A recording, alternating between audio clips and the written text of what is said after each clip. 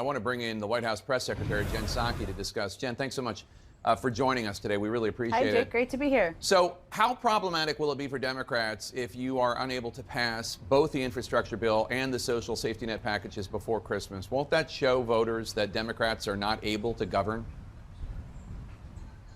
Well, Jake, we absolutely plan on getting both of these packages done, passed into law, signed, and starting to get the impacts out to the American people. We have some time. I know people are doing some Christmas shopping now, but we have more than 2 months between now and Christmas. And I will tell you, though, that the president feels there's an urgency in moving these things forward. We need to get to a unified approach so that we can get these things passed into law. And I think you've heard us say that over the past couple days, and that's what people should know out there. So Kyrsten Sinema and Joe Manchin, the two moderate Democratic senators who object to what a lot of the progressives want in that bill, the $3.5 trillion social safety net package, they say they have made it clear to the White House what they want, how far they're willing to go. And I guess my question is there even a middle ground? Does it even exist?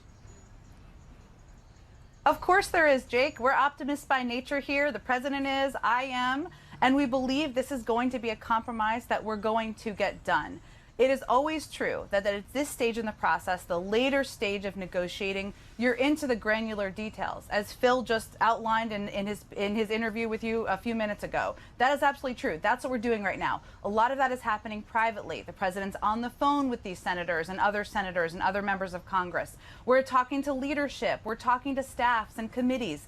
People don't always see that in public, we know, but that's important work that's happening behind the scenes. At the same time, the president's also out there selling this package, conveying to the American people his commitment to absolutely getting this done, and that's what you heard him say today. Well, let's talk about that salesmanship, because a CNN poll this week asked Americans how these two bills would affect their families, their view of that.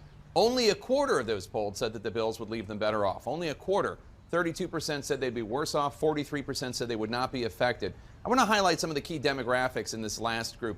Nearly 6 in 10 African Americans say they will not be affected by the president's economic agenda. Half of Latino voters, 6 in 10 independent women, more than half of people under age 35, half of moderates. You get the picture.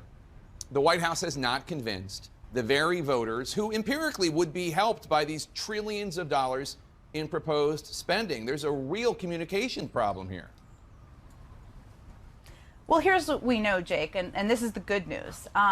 When people talk about the need to make universal pre-K a reality, 3/4 of the public supports that. When we talk about the importance of making sure people have clean drinking water, vast majority, Democrats and Republicans, support that. Rebuilding roads, rails, and bridges, same thing.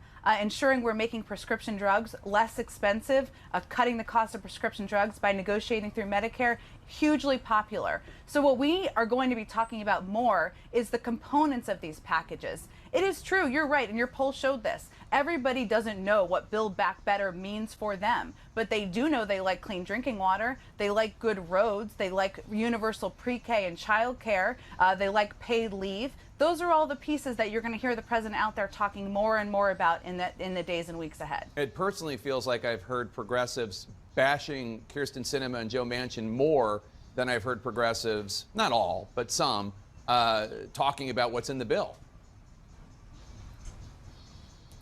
There has been a focus, I would say, Jake, here in Washington. Sometimes this happens in the zip code we all operate and work in, on the mechanics and the mechanisms of getting this legislation forward. There is an urgency the vast majority of people in Congress are feeling in getting this done. The president feels that urgency too, but it is also true that the more all of us, every Democrat who supports clean drinking water, roads, rails, and bridges and rebuilding them, universal pre-K, paid leave, the more we talk about that, the more the public knows how we're trying to make government work for them, the better off we all are. Well, you're a little bit more disciplined than some of your fellow Democrats, I'll say. Inflation is skyrocketing, as I don't need to tell you. The prices for home heating costs, cars, groceries, furniture, rent, gasoline are hitting Americans right in the wallet. The White House response has been generally to say, hey, inflation shows that we're coming out of the recession, so it's a good sign.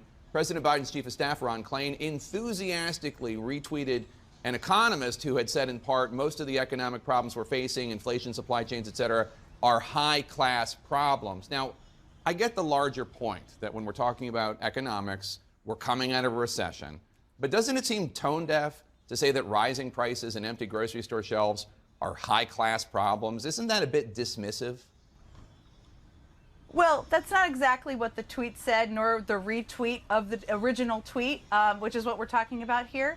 It is true, though, Jake, and economists will tell you this, and I know you've interviewed some of them as well, that the fact is the unemployment rate is about half what it was a year ago. So a year ago, people were in their homes, 10% of people were unemployed, gas prices were low because nobody was driving, people weren't buying goods because they didn't have jobs. Now more people have jobs, more people are buying goods. That's increasing the demand. That's a good thing. At the same time, we also know that the supply is low because we're coming out of the pandemic. And because a bunch of manufacturing sectors across the world have shut down, because ports haven't been functioning as they should be. These are all things we're working through. What people should know is that inflation is going to come down next year. Economists have said that. They're all projecting that. But we're working to attack these cost issues that are impacting the American people every single day. But there's different issues in different sectors, and many of the ones you mentioned. Well, Chief of Staff Ron Klain, back when he was a private citizen in 2018 on Twitter, he went after the Trump White House for efforts to dismiss rising prices. Klain asked if Vice President Pence would do what then Commerce Secretary Ross did and, quote, hold up a Campbell's soup can and argue that price increases for basic food items really don't hurt the middle class, unquote. There are a lot of people out there who might say, well, why did Ron Klain think that rising prices was a serious concern under Trump but not under Biden? I can tell you from sitting in a lot of meetings with Ron Klain day in and day out, he is obsessed with lowering costs for the American people, and that's driven from the president. And how we're approaching that is we're trying to increase competition in the agricultural sector. We're working to get ports up and running, which is an announcement we made earlier this week. We're working with labor unions, with industry leaders to make sure that there's more of a movement of goods. This is our focus every single day. There isn't the same issue in every single sector, but every meeting I'm in, he's pressing for the economic team and others to do more, and that's what the American people should know. So, Jen, you probably know this, but it just happened in the last few minutes that a watchdog group here in D.C., Crew, which is generally, I would say, it would be fair to characterize them as left-leaning, that they filed a complaint against you. They allege that you endorsed Democratic gubernatorial candidate in Virginia, Terry McAuliffe, from the podium in the race yesterday. Here's what you said. Let's play that. Look, I think the president, of course, wants former Governor McAuliffe to be the future governor of Virginia. We're going to do everything we can to help former Governor McAuliffe, and we believe in the agenda he's representing.